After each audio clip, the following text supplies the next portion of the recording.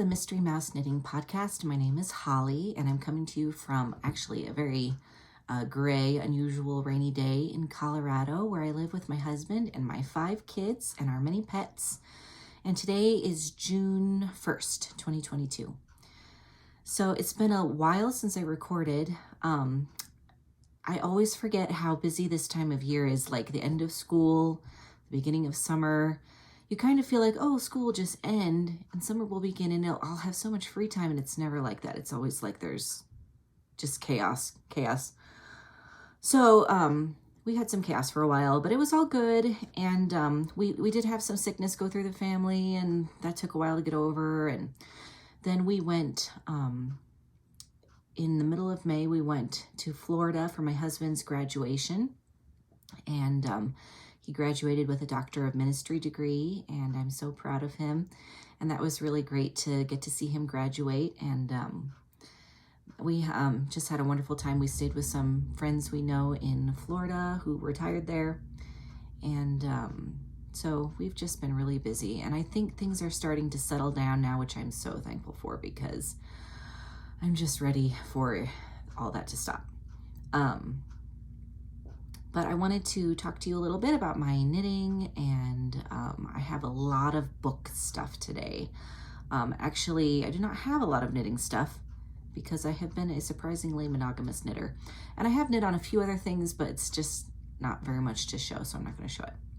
So I'm going to start out with this sock, and this is my Porro sock. It's just a broken rib sock that I'm doing out of my yarn needle, out of my Poirot color way, and I still have to put the heel in, but I did finish the first sock.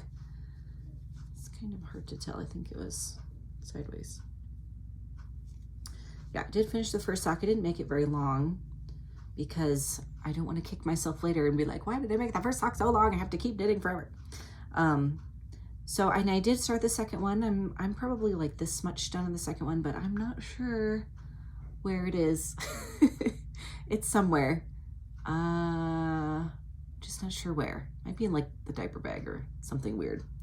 But anyway, I did work on that, but I wanted to take something simple to our vacation for like in the plane and stuff. And so I was like, okay, I'll take this sock. And then I wanted to cast on something new, which I will show you. But I couldn't work on them both at the same time, which I will tell you why. Suspense. First of all, while we were in Florida, I got this mug.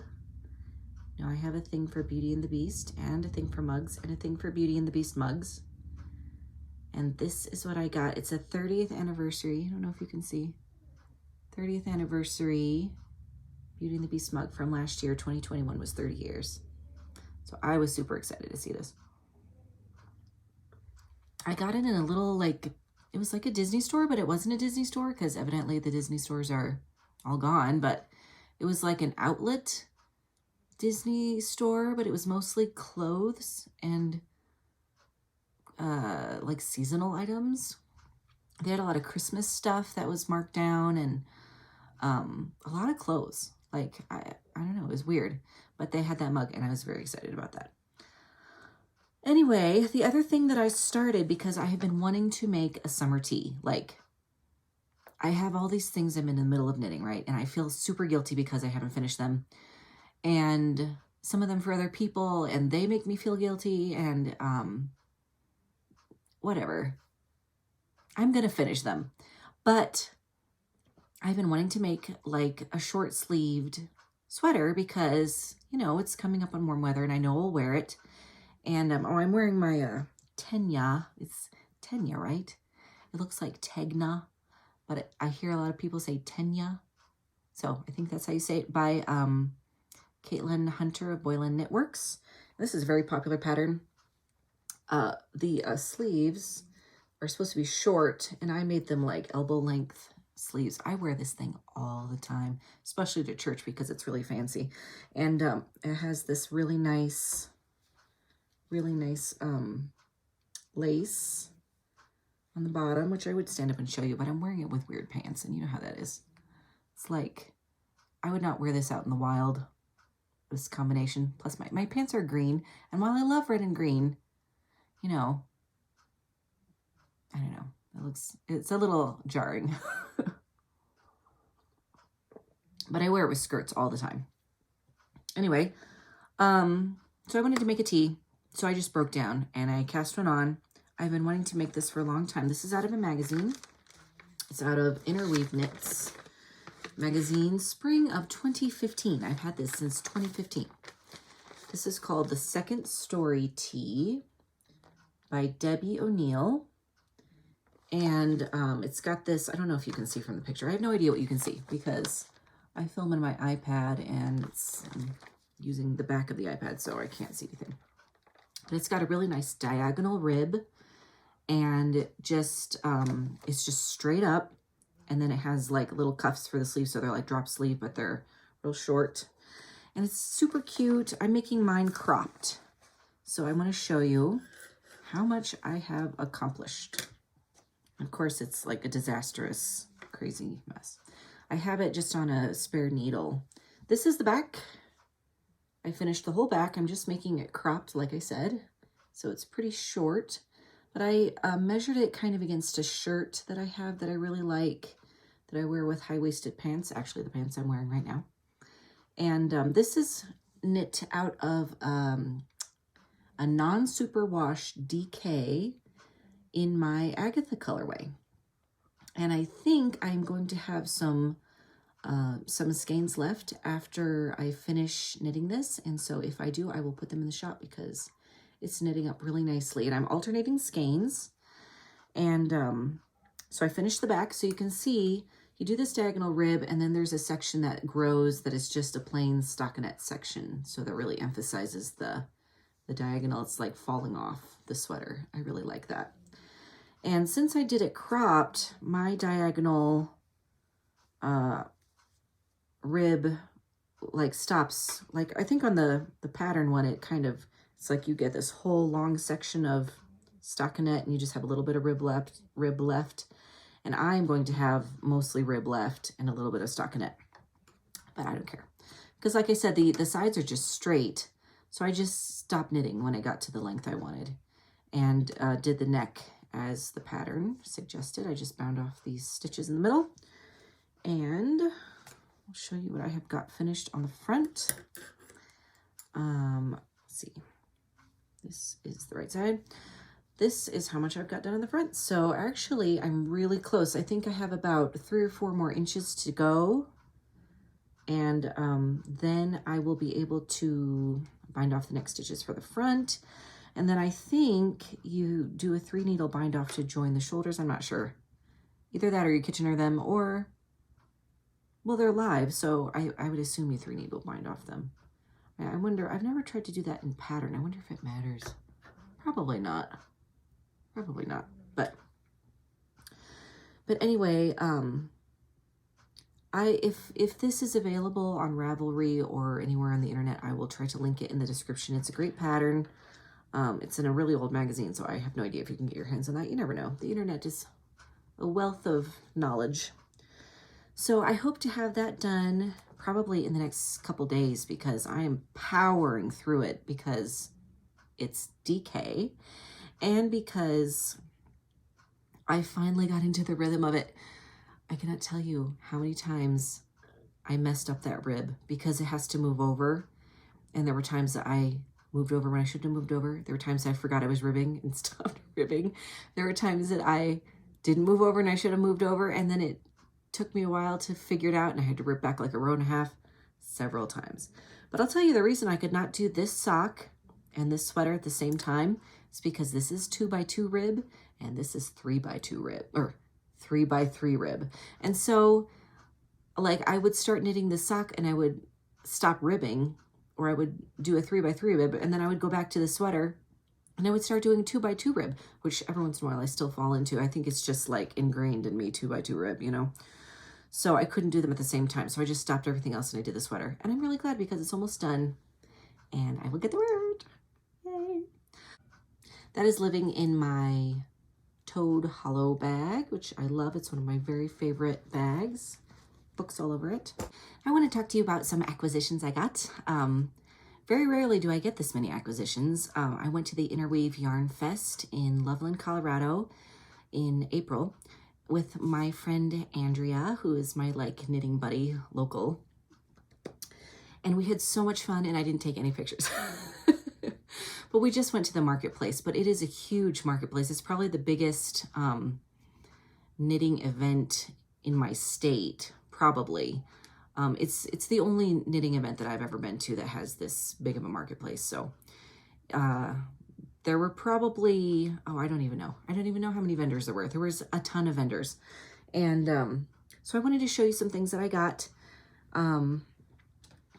First of all, I have been wanting to make the Novelli tee by Boylan Knitworks by Caitlin Hunter. I actually bought the pattern, which is, I don't buy patterns unless I have to, because I want to spend money on yarn. But I did buy the pattern like a while ago, maybe a year ago or even a little longer. And, but I've just been searching for the right yarn. And I had some Hobby Lobby yarn, you know, because Hobby Lobby has their line of hand-dyed yarn, the Yarn Bee. And I had these already. And I'm not sure if I'm sticking with the gray, but I wanted something to go with these. And so I went to the Lisa Souza booth and I found these, which are called, what is it called? Delft. Like Delft pottery or whatever. Anyway, and this is, it's just 88% superfine merino superwash, 12% nylon. Interesting base. And 430 yards. It seems very fine, but it's not a ton of yards. Like, you know, some fingering weight is like 460 yards. So anyway, I hope it's not too fine because I think it's really pretty. And I just wanted something that would go with this. I think it'll look good. So I'm excited about that, but I'm not casting on a fingering weight sweater right now. That would be a great summer sweater, but since it's fingering weight, I just know it's going to take forever. I'm a little discouraged because I just don't have a lot of time to knit, and I have so many things I want to knit and so many things I feel like I should knit, and they don't always overlap. And I just don't have a lot of time, but I have time to buy yarn.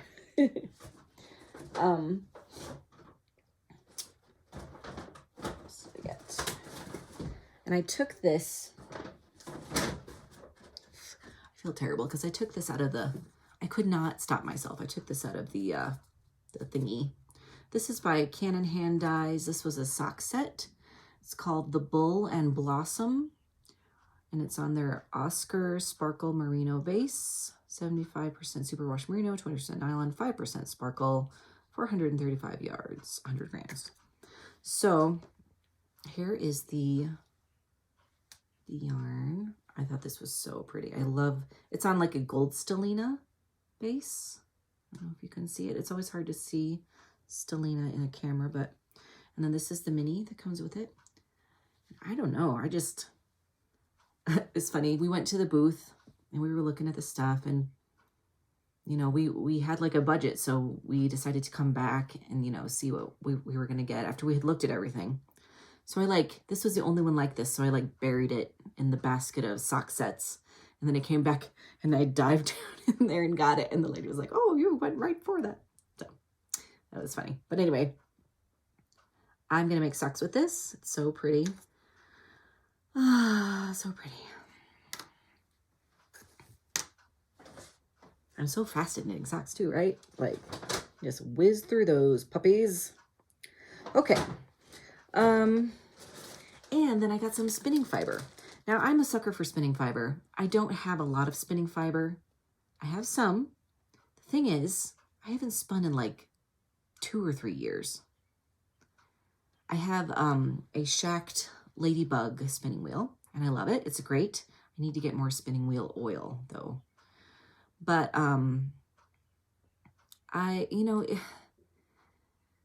spinning is a beautiful and relaxing thing.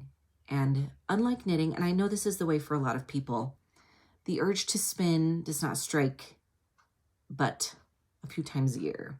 And one of those times is the spring and summer for me. I don't know why. I bought my wheel in the summer. I worked over the summer. It was probably 10 years ago. No, not 10 years ago, because I think Mary was a baby. So maybe 7 or 8 years ago. I worked over the summer at my church's daycare, and I saved up my money, and I bought the spinning wheel. And because I wanted to spin so bad. Mostly because of Amy Beth of the Fat Squirrel podcast. So she enabled me. But I bought this beautiful braid of fiber. This is from Greenwood Fiber Company, I think it is. Greenwood Fiber Works. And they're online, greenwoodfiberworks.com. This is called Jingle Bells. This is 80% organic Polworth and 20% silk. And I just, it's green and red. And this does not seem super Christmassy to me. Maybe when it spins up, it will be more Christmassy. I just love green and red together. And I think it's super pretty. And I don't know what I'll make with it, but it's, how many? Oh, it's 4 ounces. So I also have some organic Polworth that's just undyed. That's one of the things that I have. And so I might spin this and then spin a single of that and ply them together and get like a barber pole. That's pretty too. I don't know. I'll think about that. But I'm really hoping to restart my spinning mojo because I really love, I love to make things. And that's just another way to make things. And I also got these little pigtails. These are called pigtails, I think, from Greenwood Fiber Works. One of the reasons I got them is because they're only $4 each. But I thought I would spin these kind of all in a row and maybe ply them together and try to make some fake spin cycle yarn. And do I have no idea how much I'm going to get from this. I'm not enough of an expert spinner at all to know oh, if I have this many ounces, I can get this many yards of this weight. I'm just I'll just spin it and see what it turns out to be. But I kind of like to make a fake spin cycle yarn and make, what is that called? The Andrea Mowry Night Shift, or whatever the cowl one is, the smallest one.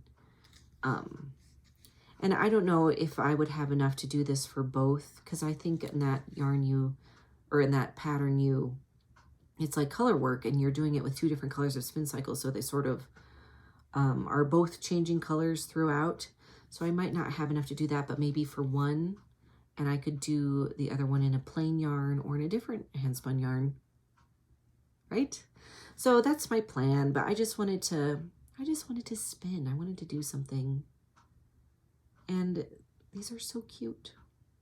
They're so soft and fuzzy, and they want to grow up to be something. Hopefully, they want to be something that I want to make. So, I'm covering up my show notes. That's not a good idea. I never even have show notes, so I wrote show notes just for you. So, okay, so that's all my acquisitions. I think, I mean, there's always the odd yarn I pick up. I was going to go to a yarn shop in Florida, and it was not open any of the days that I could go. So I was really kind of sad about that. It was called a Destin Yarn Shop. It's in Destin, Florida.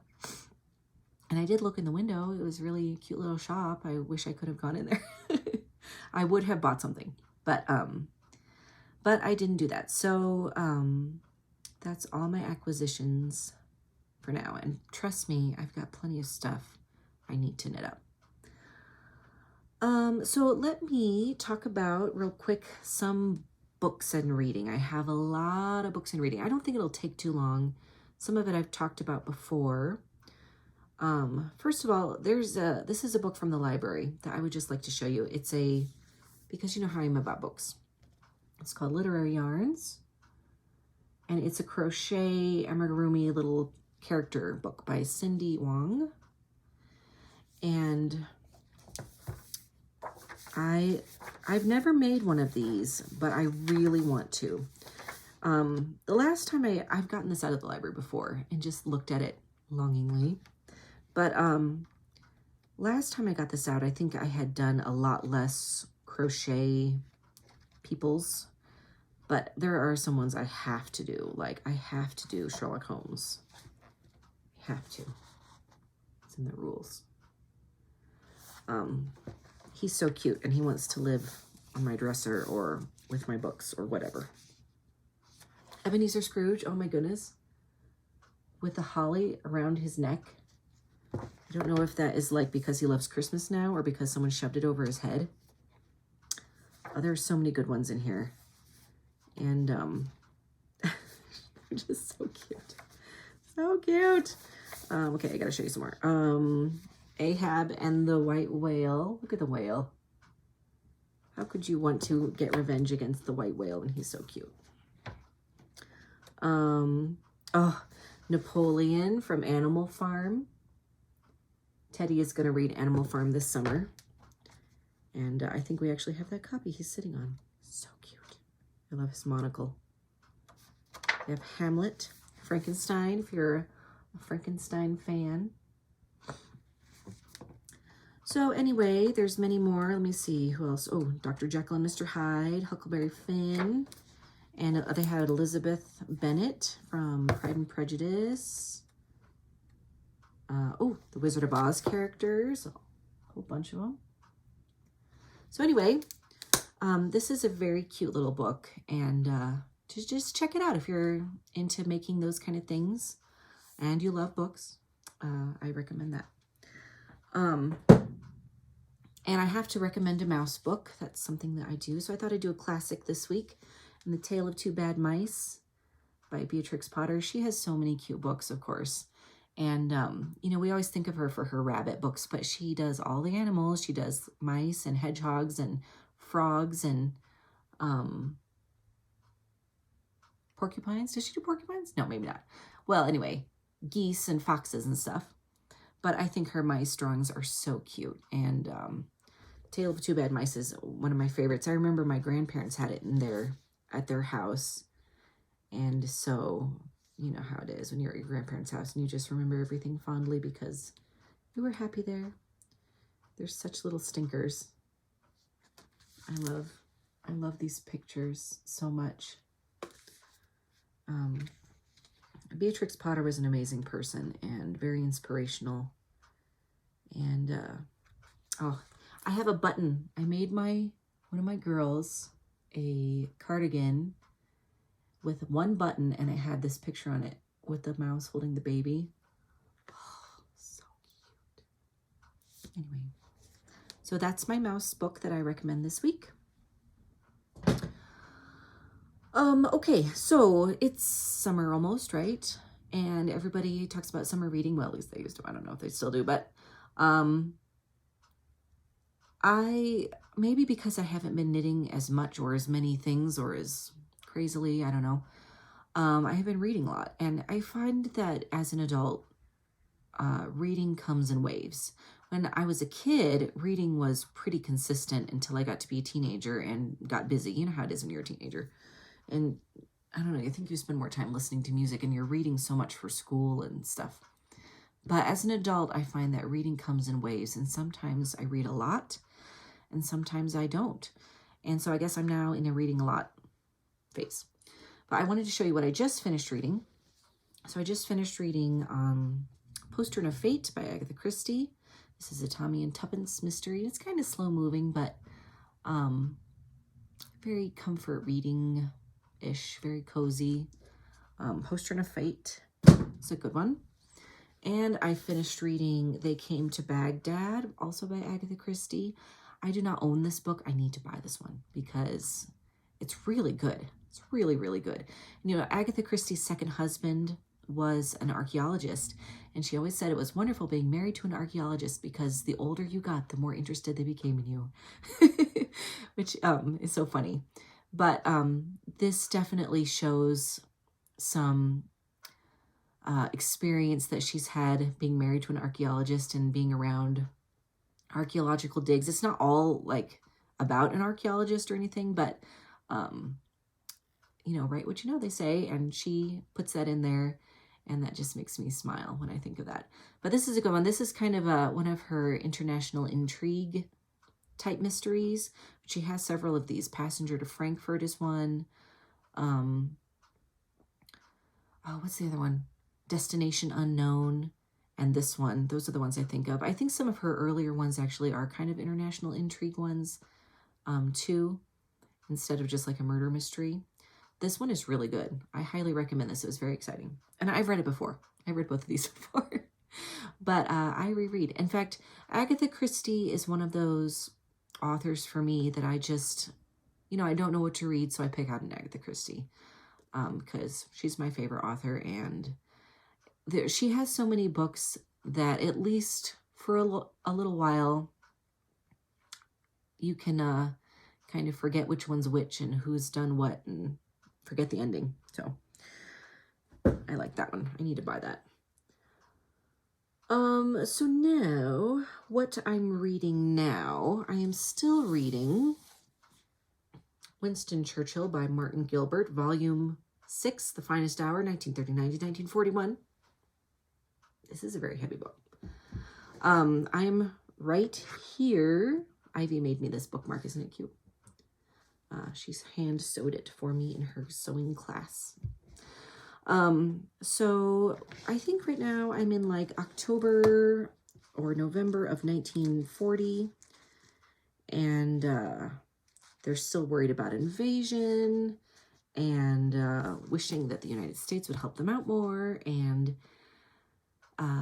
his grandson, Winston, was just born. And that was cool. And you know what I really appreciate in the footnotes? They put a little note that he became, he was, now I won't be able to remember it. He was elected to Parliament in 1970 or whatever. So anyway, I really appreciated that because I always worry sometimes in these old books, like, did this kid survive? Did he live to grow up? Did he do anything with his life? Was he a disappointment? And so that was nice to see. He kind of followed in his grandfather's footsteps a little bit and went into politics and evidently did okay. So anyway, I am really enjoying this. And this is part of my personal summer reading program that I'm doing with our family. We all picked out 6 books each, to read over the summer. So if we do that June, July, and August, we have 2 weeks to finish a book. Now, this, I was cheating a little bit because I've already started this, but as you can see, it's so big, I feel like what I've got left is like a regular book. So I need to finish this in the next 2 weeks, and I think I will. I might even get ahead, which would be good because I've got some other kind of largish books. Not all of them. So I'm reading that right now. I'm also reading this. This is a library book, which I also need to buy. This is the complete short stories of Hercule Poirot, more than 50 stories. And I don't have this. This is a new edition, new collection. And so I have probably some small books that have short stories of Hercule Poirot, but I don't have all of them. So I'm right here in this one. I'm usually a terrible dog-earer of the pages. I know some people probably hate that, but I can hardly ever find a bookmark. Ivy really guilted me into using that other one. So, and I wanted to use it because she made it for me, but usually I just lose my bookmarks like instantly. But anyway, so I'm about 2/3 of the way through this, and I'm really enjoying it. Some of these short stories, it'll say like where they were from, like the one I'm reading right now, Murder in the Mews, was first published in the USA in Red Book magazine, September, October, 1936. And then as Mystery of the Dressing Case in Women's Journal, December 1936. So I guess it was a serial, I would say, because it's really long. I mean, I can't imagine reading this whole thing in a magazine. So I guess it was over those 2 months. They did the one story. She was churning these puppies out, let me tell you. She had something in the Strand in like 1923, like every month for 6 months or a year or something. It was ridiculous. I just can't imagine. Anyway, but I'm really enjoying this, and I read that before I go to sleep at night. Now, the next thing I never do this. I'm usually a one book at a time person, but I'm reading 3 books right now. So I'm also reading this. Now, this is not an old book. Dun, dun, dun. This is called Bryan and May, Oranges and Lemons by Christopher Fowler. If you have never read a Christopher Fowler mystery, well, it depends. When I see these books, I devour them. And I don't like new books. Like, I really prefer old books 90% of the time. There's only a couple authors that I would say break out of that mold for me, and he is one of them.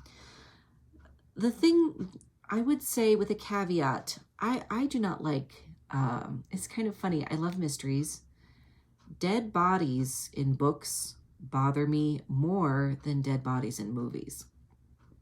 Because I know that a dead body in a movie is an actor pretending to be dead, and he's not really dead. But a dead body in a book is really dead, and sometimes that freaks me out a little bit. So it bothers me when people die in books.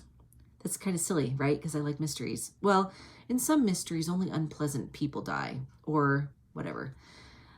Christopher Fowler is not always a safe, coziness feeling author. Like, he does kill off kids sometimes, and I really hate that. Like, that really bothers me. But I like these books so much that I am willing to go through that heartache. Because, I don't know. I don't know what it is. These books are about the peculiar crime unit in London, and they solve mysteries that are supposed to disturb the public or something like that. They usually end up being serial killers, right? And they're incredibly exciting and funny and compelling. And I really enjoy them. And, you know, I feel like I learned something when I read them because they all have a theme. One of them was about theaters in London. One of them was about, I can't think of anything now. Punch and Judy. They're always about a thing. And they go into the history, and they don't make you feel like you're reading a history book, but you just pick up so many tidbits of knowledge and so many puzzle pieces and stuff like this. This is called Oranges and Lemons. Evidently, there's some sort of nursery rhyme or nursery song in England that's called Oranges and Lemons. Oranges and lemons say the bells of St. Clement's. And this is kind of about churches, old churches, and the church bells. And I would say if you're brave and you are interested in interesting and funny and compelling and suspenseful, and don't forget there's murder, and you get into the head of the killer a little bit, which is a little disturbing sometimes, but they're never like horribly gory. Just, they don't like, you know, hold your hand. I don't know. I don't know how to explain it. But please start at the beginning, or start near the beginning anyway, because this is like book 17 or something. I don't know. Actually, I have no idea. There's a whole bunch of them. The first one is Full Dark House, which I think actually is the only one I own. The Water Room was amazing. 77 Clocks was amazing. And crazy. And it was crazy. You have to read it to understand. Anyway, he is a very special current author to me. So just check it out if you're interested. But with a word of warning, because it's not Agatha Christie, just so you know. Okay, so those are the 3 books I'm reading right now. I'm not reading them super fast, although I'm probably 3/4 of the way through that Oranges and Lemons one, and I've only had it for a couple days, so see what I mean? Now, I just wanted to tell you what the other books I have for my, summer reading program for myself. And 2 of them are books that I got on our vacation in Florida. So let me tell you about those first. I got this at a Second and Charles in Florida. Second and Charles is an amazing used bookstore. I think I've mentioned it before.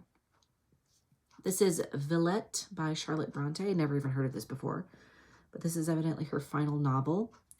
And I just read the first few pages and I thought it looked really interesting. That's how I check out books. I never read the back. I just read the first few pages and see what I think. So I really like the Bronte sisters, actually. I love Jane Eyre. I remember when I read that the first time, I read it like in 24 hours because I was at a point in my life when I could do that, but it was so good. So I'm really interested to see what this is about. And evidently it's about a girl named Villette, which is an interesting name. And, oh, no, it's the town of Villette. The girl is named Lucy Snow with an E. Interesting. So I'm going to read that this summer. And I'm so excited about this. J.R.R. Tolkien, Tales from the Perilous Realm. These are like fairy tales that he wrote. I love the cover too. Dragon. So J.R.R. Tolkien evidently, I mean, this is not one of them. This is by J.R.R. Tolkien.